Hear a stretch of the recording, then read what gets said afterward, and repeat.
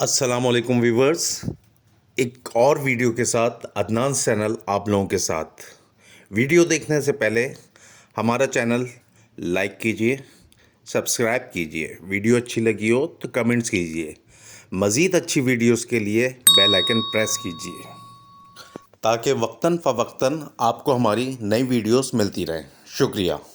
इससे पहले कि हम अपनी वीडियो में मज़ीद आगे बढ़ें, अपने व्यूवर्स को ये बताना ज़रूरी समझते हैं कि जिन ज़राए से हमें ये वीडियो मौसूल हुई है, इस ज़राए के मुताबिक इस वीडियो के अंदर हज़रत इमाम हुसैन रज़ी अल्लाह ताला अन्हु का लिबास मुबारक शुमाली अफ़गानिस्तान में कई दहाइयों से सूफिया कराम की तहवील में है और जिन्होंने इसको बड़ा महफूज तरीके से अपने पास रखा हुआ है और इन सूफिया कराम के पास इसके अहम दस्तावेज़ात तस्दीक शुदा मौजूद भी हैं। ये वीडियो तबर्रुक के लिए अपने व्यूवर्स के लिए भी पेश की जा रही है।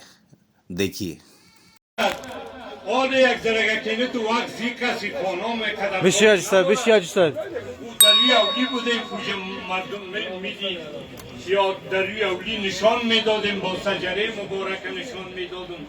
یعنی سجره مبارکم زیارت میکرد حال خدیجه خانه است که قدر تاب و توان دارد.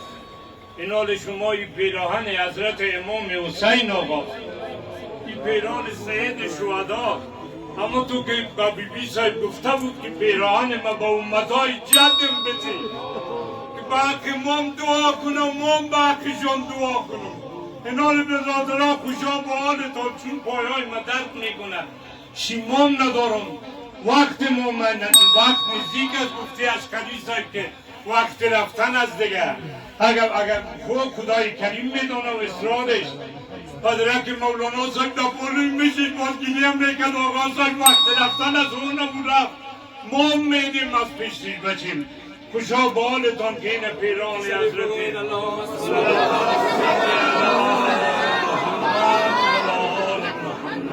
صلى صليت وعلى آل إبراهيم إنك حميد مجيد. اللهم صل على محمد وعلى آل محمد كما صليت على إبراهيم وعلى آل إبراهيم إنك حميد مجيد. صلي بنا براء منك زارا بديد الشام الليل رغم قدم ضاي وسعي بديد الشام الليل رغم قدم ضاي وسعي سري ستار زيان شيء مجيد من غزلات مقل ستار ميات سر بخاك فاين وسعي قسم ضحك ولا